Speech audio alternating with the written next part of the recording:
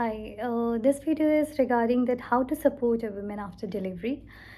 Why? Because delivery का period भी कभी कभी अच्छा हो जाता है, डिलीवरी भी नॉर्मल हो जाती है, बच्चा और मम्मा दोनों घर आ जाते हैं, बट फ्यू थिंग्स जो आने के बाद एज अ बीइंग फैमिली हमारी रिस्पॉन्सिबिलिटी, अगर एल्डर हैं तो उनकी भी रिस्पॉन्सिबिलिटी है, ठीक है। मे बी अगर मेरी कुछ चीज़ों पे फॉर एग्जांपल कुछ चीज़ों पे एल्डर कहेंगे कि ये चीज़ तो हम पहले भी करते थे और बच्चे हमने भी पाले हैं और बच्चे ऐसे ही पलते हैं, ठीक है।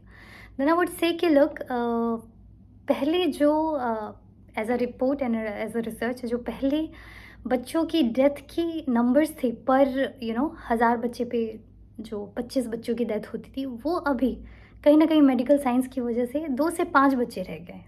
कुछ एक सीवियर केस में जब बच्चे हॉस्पिटल लेट पहुंचते हैं, उनको प्रॉपर ट्रीटमेंट नहीं मिलता है, घर वाले हॉस्पिटल नहीं जाने देते हैं, उन केसेस में बच्चे थोड़े बहुत उन केसेस में ही बच्चों का लॉस होता है। अदरवाइज टेक्नोलॉजी और मेडिकल साइंस और इवन इतने क्वालिफाइड डॉक्टर्स हैं कि वो पूरी कोशिश करते हैं कि वो बच्चे को बचा सके। अगेन, मैं पुराने नुस्खे गलत नहीं कहूँगी, बट कुछ चीज़ों को चेंज करने की ज़रूरत है। लेट्स सी वो क्या क्या है। तो कैसे आप उस एक विमेन को सपोर्ट कर सकते हो। सो यहाँ पे टोटल मैं 11 चीज़ें बताऊँगी, ठीक है। तो फर्स्ट तो ये है कि अलाउ योर अपनी बहू को या फिर अपनी डॉटर को पहले तो अलाउ करो उसे डायपर यूज़ करना। डायपर्स में कोई बुराई नहीं होती है, रैशेज़ उन डायपर से होते हैं जो डायपर अच्छी क्वालिटी के नहीं होते हैं, ठीक है। तो मार्केट में अच्छे डायपर हैं।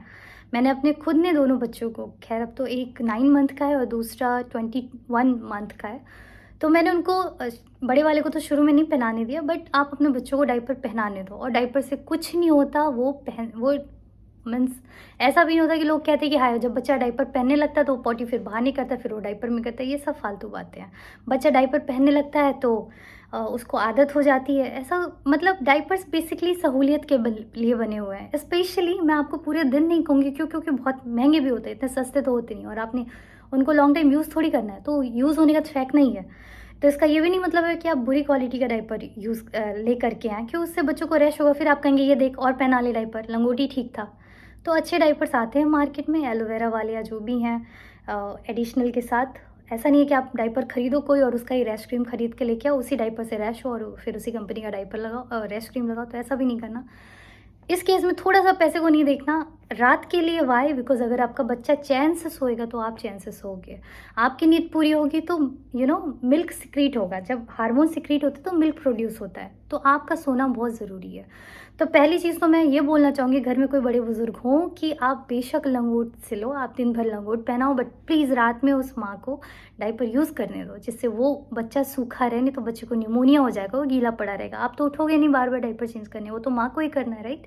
तो माँ को डायपर पहनाने दो, दिन भर आपने जैसे संभालना आप संभालो। तो पहली चीज़ तो ये है कि allow her to use diaper for the infant, ठीक है। दूसरा ये है कि allow her for the formula milk. कई बार माँ लैक्टेट नहीं होती है किसी रीज़न से, तो इसका ऑल्टरनेटिव गाय का दूध नहीं है या बकरी का दूध नहीं है। क्यों? क्योंकि माँ के बच्चे के लिए माँ का दूध होता है, गाय के बच्चे के लिए उसका दूध है, राइट। तो अगेन, आप गाय का दूध ला के उसमें पानी ऐड करके बच्चे को पिलाओ। हमने तो अपने बच्चे को यही दिया, या आपको उस टाइम दूध होता था तो थोड़ा बहुत अगर ये चीज़ कर रहे हो आप, तो उस टाइम वो रिफ्लेक्ट नहीं होती थी। बट इस टाइम अगर माँ का दूध को रिप्लेस कर सकता है तो वो अदर माँ का दूध है। अगर कोई लेडी है जो ऑलरेडी वो भी, उसने भी बच्चे दिए हैं, या फिर वो अगर उसके पास इनफ वो लैक्टेट हो रही है, तो आप पंप खरीदो, मार्केट से मिलते हैं, ब्रेस्ट फीड पंप कहलाते, नहीं तो ऑनलाइन मिल जाएंगे आपको, 2-2,500 रुपये में इलेक्ट्रिक मिलता है, ठीक है। आप जाके उसको रिक्वेस्ट करो, बात करो, ऐसी मदर ढूंढो, या मिल्क बैंक होते हैं, राइट। आप वो पंप दो उस मदर को कि यार इसमें पंप करके मुझे दे देना, मेरे बच्चे को सुबह शाम, मुझे ज़्यादा नहीं चाहिए, बस ऐसे एक बॉटल दे देना, सुबह शाम हो जाएगा। तो आप खुद प्रोएक्टिव बनो। दूसरी चीज़ तो ये है कि एक माँ का दूध गाय और बकरी का दूध तो रिप्लेस कर नहीं सकता, दूसरी माँ का ही दूध रिप्लेस कर सकता है। बट अगर आपको वो औरत मिले भी ना, तो प्लीज़ आप फार्मूला मिल्क अलाउ करो। फार्मूला मिल्क में कोई नुकसान नहीं होता। ये भी मिथ है कि फार्मूला मिल्क पी के बच्चे अंदर से फूल जाते हैं, अंदर से कोई ताकत नहीं रहती, सिर्फ फूले फूले से रहते हैं। ये टोटल बुलशिट है, ऐसा कुछ नहीं होता, ठीक है। तो फार्मूला मिल्क ऑल्टरनेटिव है, रिप्लेसमेंट नहीं है, ऑल्टरनेटिव है मदर मिल्क का। तो आप अलाउ करो। क्यों? क्योंकि कभी कभी बच्चे की भूख भी ज़्यादा हो जाती है, माँ इतना दूध पिला भी नहीं पाती है किसी मेडिकल कंडीशंस की वजह से, या जो भी XYZ। तो आप उस केस में फार्मूला मिल्क यूज़ करने दो।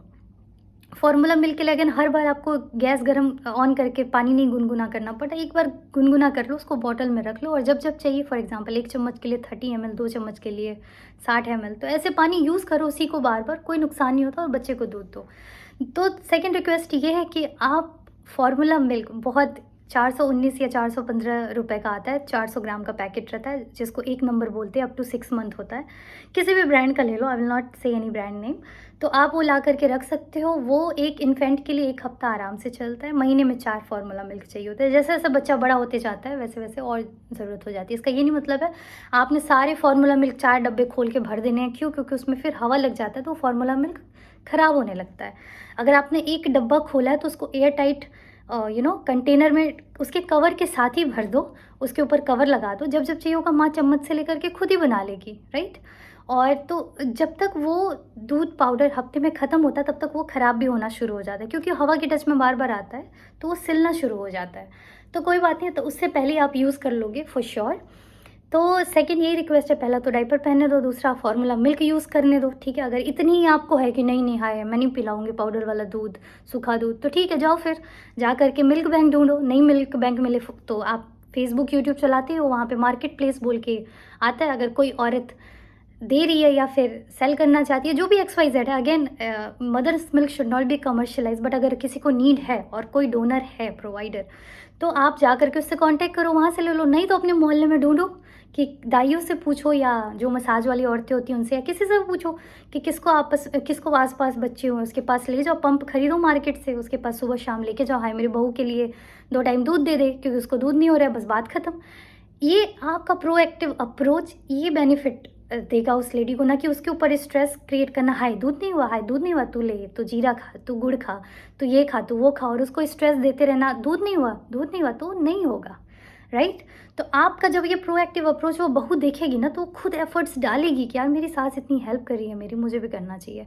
नहीं भी हो रहा तो फार्मूला मिल्क दो। मेरा पहला वाला बच्चा सेम फार्मूला मिल्क पी करके उसकी हाइट लेंथ डेवलपमेंट सब उतनी ही है जितनी एक नॉर्मल बच्चे की है, तो वो कोई नुकसानदायक नहीं होता, बच्चे कोई उससे मोटे ताजे नहीं होते। हाँ, आप अगर बहुत महंगा खरीदोगे जो 800 रुपये तक आते हैं, वो आपके बजट के ऊपर है। मेरा बजट इतना नहीं था, मेरा बजट 300, 350, 400 तक था, तो मैं वही दूध खरीदती थी, और उसमें भी आयरन रहता है, कैल्शियम रहता है, बेसिकली मेरी नीड पूरी हो रही है, दैट्स ओके।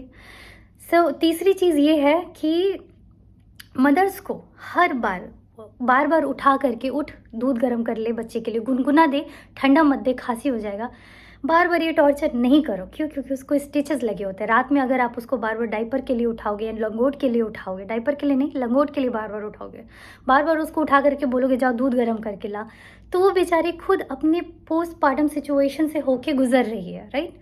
वो उसको स्टिचेस लगे, वो बार बार उठ के जाके दूध गर्म करके थोड़ा थोड़ा लाएगी बच्चे को गर्म दूध पिलाने। बच्चे को कोई मतलब नहीं है, हाँ बहुत ठंडा दूध नहीं पिलाओ, रूम टेम्परेचर पे पिलाओ, बट उसको गुनगुने दूध से भी कोई मतलब नहीं है। तो तीसरी चीज़ तो ये कि एक औरत को बार बार ये चीज़ करना बंद करो कि उठ तू दूध गर्म करके ला, या फिर उठ तू लंगोट दे मुझे, या किसी लेडी ने एक बच्चा डिलीवर किया उसके पास किसी को लिटा देना। वो जिसको आपने लिटाया वो खुद इतनी बुजुर्ग है, वो उठ नहीं सकती, तो वो उस लेडी की हेल्प क्या करेंगी, राइट। आपने तो उल्टा उसके लिए परेशानी क्रिएट कर दी, और रात भर तो आपने सुना है माँ तो जगती रहेगी, आपको पता है, आपने भी एज अ बीइंग मदर आप रात भर जगे हो। तो ये 2-3 चीज़ें जो है आप मदर्स को अलाउ करो, क्योंकि ये पुरानी धारणा है ना जिसकी वजह से लोग ये अलाउ नहीं करते, और फिर बच्चे को गाय के दूध में पानी मिला के देते रहते हैं, उसकी वजह से डायरिया होता है। फिर कहते हैं हाय ठंडी में बच्चा हो गया, बड़ा ठंडा है, उसके दूध में चाय अपने कप से मिला देते हैं, ये ले पी ले, फिर डायरिया हो गया। फिर उसके बाद आप उसको डेली शहद चटाओगे, है बड़ी गर्मी है ले शहद चाट लिया। इन्फेंट को आप शहद चटा रहे हो, राइट। अगर आपको भी यही कोई डॉक्टर बोलते तो आप उस डॉक्टर को बोलोगे अच्छा ये वो हमें सिखाएगा, हमने बड़े बच्चे पाले, अब ये हमें सिखाएगा कि कैसे बच्चे पालते हैं।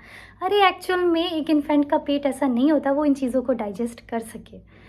उसका दूध सिर्फ और सिर्फ, उसका पेट सिर्फ और सिर्फ माँ के दूध के लिए बना होता है, उसको ही अडॉप्ट कर सकता है। हाँ, चौथे 5वें महीने बाद अगर उसको प्यास लगे और वो पानी डाइजेस्ट कर पा रहा है तो आप थोड़ा थोड़ा पानी दे सकते हो, ये उसकी डाइजेशन पे डिपेंड करता है। इसीलिए पहले डायरिया जैसी छोटी बीमारी से भी बच्चे मर जाते थे। क्यों? क्योंकि पेरेंट्स उनको हॉस्पिटल नहीं लेके जाते थे, हाय अभी ले जाएंगे तो इसको क्या बोलते हैं, ग्लूकोज चढ़ा देगा, इसको इंक्यूबेटर में रख देगा, इसको सुइयाँ लगा देगा। इन डर की वजह से लोग, अज्ञानता की वजह से बच्चों को ले नहीं जाते थे, और घर पे वो जड़ी बूटियाँ सुखा करके पीस करके वो काला पानी बच्चों को पिलाते थे, इससे ठीक हो जाएगा। अगेन डायरिया क्रिएट होता था। तो प्लीज़ बच्चे जब 6 महीने के हों तो उनको कोई जड़ी बूटी घर पे बना के नहीं दो, उनको शहद ना दिलाओ, चटाओ, उनको अपनी चाय गाय के दूध में डाल के ना पिलाओ, गाय का दूध या बकरी का दूध में पानी ऐड करके उनको ना पिलाओ, राइट। ये सारे एक्सपेरिमेंट बच्चों के साथ नहीं करो। ये सारी चीज़ें डायरिया होती है। जब बच्चे को 5-7 दिन डायरिया कंटिन्यूअस हो जाता है, उसके शरीर से पूरा पानी निकल जाता है, उसकी मरने की हालत हो जाती है, तब आप डॉक्टर के पास ले जाते हो। और फिर डॉक्टर के पास कोई ऑप्शन नहीं होता उसको बेड पे रख के इंसुलिन देने की बजाय या ग्लूकोज चढ़ाने की बजाय। तब आप कहते हो इसलिए हम नहीं डॉक्टर के पास ला रहे थे, हमें पता था वो तो सुइयाँ लगा देगा, राइट। तो आप बच्चे की ऐसी सिचुएशन होने नहीं दो। तो तीसरी चीज़ तो यही है कि ये सारी चीज़ें ना करो। फार्मूला मिल्क देने दो, अगर आप किसी औरत को ढूंढ सकते हो उसका दूध लेके आओ, नहीं तो फार्मूला मिल्क दो, उसमें भी कोई बुराई नहीं है। और मदर्स का मिल्क ला भी रहो, 4 घंटे तक सेफ रहता है। अगर आपने अभी पंप किया 4 घंटे तक दे सकते हो, बच्चा 4 घंटे से पहले वो दूध फिनिश कर लेता है। तो इस तरह फार्मूला मिल्क और मदर्स मिल्क कंबाइन करके आप दे सकते हो, उसमें कोई नुकसान नहीं है, ठीक है। तो ये तीसरी चीज़ हो गई। और इसके अलावा ये आपका प्रोएक्टिव अप्रोच बहुत ज़्यादा ज़रूरी है, ठीक है। आपने हर चीज़ जाके उस औरत से नहीं पूछनी, क्योंकि वो पहली बार माँ बनी है, उसे खुद ज़्यादातर चीज़ें नहीं पता। अगर आपको कोई चीज़ पता है तो आप उसको गाइड करो, नहीं पता है तो डॉक्टर के पास जाओ, सिंपल सी चीज़ है। हर एक बच्चा यूनिक होता है, हर एक केस डिफरेंट होती है। उसके बाद क्या है कि आप उस लेडी के लिए एक अच्छा सा इन्वायरमेंट क्रिएट करो। अगर दूध नहीं भी हो रहा है, बाहर से दूध ला रहे हो, फार्मूला मिल्क अलाउ कर रहे हो, या फिर अगर उसको डायपर पहनाना अलाउ कर रहे हो, उसको फोर्स नहीं करो बार बार तो उठो दूध गर्म करके ला।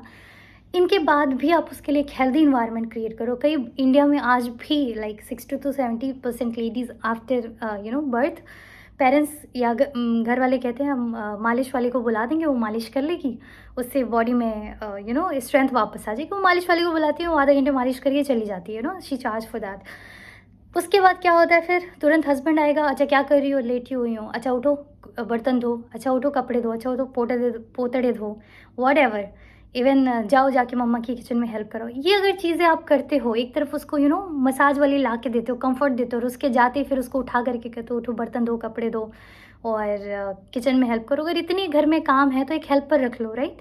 कोई नुकसान तो होगा नहीं ना, एक हेल्पर रख लो, वो भी दूसरी अर्न करेगी और आपकी वाइफ थोड़ा कंफर्ट करेगी, क्योंकि एक टाइम होता है। उसने एक 9 मंथ का लंबा पीरियड इस चीज़ में दिया, उसको कम से कम 3 महीने वापस से हील करने के लिए दो ज़रूरी होते हैं, ठीक है। उसकी फिजिकली आपने आप दूसरी तरफ कहते हो हाय, दूसरों की डिलीवरी देख करके मुझे बड़ा दुख होता है, दूसरी औरतें कितनी तकलीफ़ में थी जब वो डिलीवर कर रही थी। जब आपको ये चीज़ समझ में आती है तो आपको ये भी चीज़ समझ में आनी चाहिए कि आफ्टर डिलीवरी भी ये इतना ही इम्पॉर्टेंट होता है कि आप उसको टाइम दो। उसको 9 महीने उसने दिए तो उसको कम से कम 3 महीने दो वापस से उसको पहले जैसा होने के लिए, प्लस बच्चे को भी थोड़ा स्ट्रेंथ गेन करने के लिए।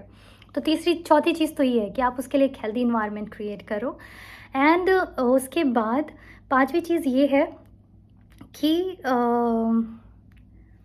आई टेल यू, 5वीं चीज़ ये है कि अगर इनकेस 3 महीने बाद भी माँ वापस से किचन में लौटती है या हेल्प वेल कर रही है या जो भी है, या फिर दिन भर अगर बच्चा आपके पास है, माँ अगर पीछे कमरे में वेट भी कर रही है, रेस्ट भी कर रही है, तो आपने उस टाइम पे बच्चे की ज़ोर ज़ोर से मालिश नहीं करनी है, ठीक है। क्योंकि आपकी मालिश से आप कुछ एडिशनली चीज़ें नहीं करोगे, मालिश हल्का भी करोगे, सॉफ्ट हाथ से भी करोगे, वो बच्चा उसके ऊपर ताकत दिखा करके भी आपने उसके शेप को उल्टे पुल्टे कर देना है, ठीक है। तो पहली बात तो अपना ज़ोर नहीं दिखाना, ज़ोर ज़ोर से मालिश नहीं करनी है, उसकी नाक पकड़ पकड़ के नहीं खींचनी है। क्यों? क्योंकि बच्चे का नाक, नक्श, नैन जो भी है ये पेट के में ही 5वें-6वें महीने डिसाइड हो जाता है, और ये टोटली माँ और बाप के हार्मोन्स पे डिपेंड करते हैं, दोनों के फीचर्स पे डिपेंड करते हैं। आपने बाहर आ करके उसको कोई चाइनीज़ से इंडियन नहीं बना देना है। तो आप उसको खींच खींच के नाक बड़ा नहीं करोगे, उसका नाक जैसा भी है वो सांस लेने के लिए भगवान ने बराबर दिया है, वो सांस ले रहा है, नाक का इतना ही काम है। आपने भर भर के आँखों में काजल नहीं डालनी है आँख बड़ा करने के लिए, अगर इतना ही होता तो फिर चाइनीज़ के आँख छोटे नहीं होते, वो भी काजल ही भरते रहते हैं। तो काजल लगाने से आँखें बड़ी नहीं होती, उल्टा आप आँख का बेसिक फंक्शन होता है विज़न। बच्चे की vision initially 1 month, not only 1 month, even 2 months तक ब्लर रहती है, उसको कुछ नहीं दिखता, जस्ट स्मेल करता है, दूध की स्मेल, माँ की स्मेल, साउंड सुनता है। आप उस विजन्स को और ज़्यादा उसके ऊपर एक और परत चढ़ा रहे हो, वो काली सी क्या बोलते हैं, सूरमे की और कालिख की। तो इवन बच्चों के भी अगर काजल आते होंगे, प्लीज़ मत यूज़ करो। आँखों का काम है बेसिकली देखना, वो देखने के लिए, अगर वो ढंग से देख रही हूँ बस, उनको मृगनयनी बना करके कोई अवार्ड नहीं दे देना है। तो आप प्लीज़ बच्चों को ज़बरदस्ती काजल लगाना बंद करो, ठीक है। और बच्चों की ज़ोर ज़ोर से मालिश बंद करो, उनका नाक खींचना बंद करो। कई लोग ऐसे ये हथेलियाँ टाइट करके बच्चे का माथा दबाते हैं, हाय इसका माथा बड़ा चौड़ा है, पुश करते रहते हैं, दबाते रहते हैं, उसके स्कल को ऐसे ऐसे दबाते रहते हैं। क्या करना है आपने, उसका माथा चौड़ा है और पीछे करके प्लीज़ ये करना बंद करो, ठीक है। तो ये जो चीज़ें हैं वो करना बंद करो। चौथी चीज़ क्या है कि आप और कैसे हेल्दी इन्वायरमेंट क्रिएट कर सकते हो। अगर माँ किचन में खाना खाना बना रही है, आप उसके बच्चों को नहला रहे हो, ज़ोर ज़ोर से नहला रहे हो, अरे वो बच्चा कौन सा मिट्टी में खेलता है जो उसके ऊपर इतनी डर्ट जमा हो गई है कि आपको उसको रगड़ रगड़ के धोना पड़ रहा है, राइट। तो पहले तो बच्चों को रगड़ रगड़ के घिस घिस के मल मल के नहलाना बंद करो, उनके लिए टॉर्चर रहता है। वो बच्चा नहा करके एकदम लाल, आप उसकी स्किन को इतना रब करते हो कि वो बच्चा एकदम टॉर्चर हो जाता है और फिर वो थक करके सो जाता है। फिर आप कहते हो हाय देख, नहा लिया है ना, शरीर हल्का हो गया, कैसे आराम से सो रहा है। वो बेचारा ऑलरेडी इतना थक चुका है और आपके टॉर्चर झेल झेल के परेशान हो चुका है। तो पहले तो उसको मल मल के नहलाना बंद करो, छोटा सा बच्चा है, सॉफ्टली उसको। अगर मदर्स को नहीं पता तो मैं यही कहूँगी, मदर्स को अपने बच्चों को खुद नहलाओ, मत दो किसी के हाथ में खामोखा। ये लोग एक्सपीरियंस बेस्ड बने रहते हैं कि हमने बच्चे बड़े पाले हैं, और आई विल नॉट से, बट पैर पे बिठा के कहाँ बिठा के बच्चा फिसलता रहता है। फिर ये ज़बरदस्ती उसको ऐसे ऐसे साबुन मलते हैं, ऐसे ऐसे मलते हैं। तो प्लीज़ ऐसे शैम्पूज़ आते हैं जो नो मोर टीयर्स वाले होते हैं, ठीक है। मैं पर्टिकुलर बड़े ब्रांड नहीं बोलूँगी, नॉर्मल से ब्रांड में भी आते हैं, आप वो हल्का सा यूज़ करो। डेली उसको साबुन शैम्पू लगाने की ज़रूरत नहीं हो, कहीं बाहर नहीं जाता। हफ्ते में 1 बार या हफ्ते में 2 बार भी लगा दोगे, सॉफ्ट हाथ से। पानी जो हो वो ठंडा नल का चला है वो ना हो, चूल्हे पे रखो, हल्का गुनगुना करो, जस्ट चेक करो, बहुत गर्म ना हो कि वो जल भी जाए।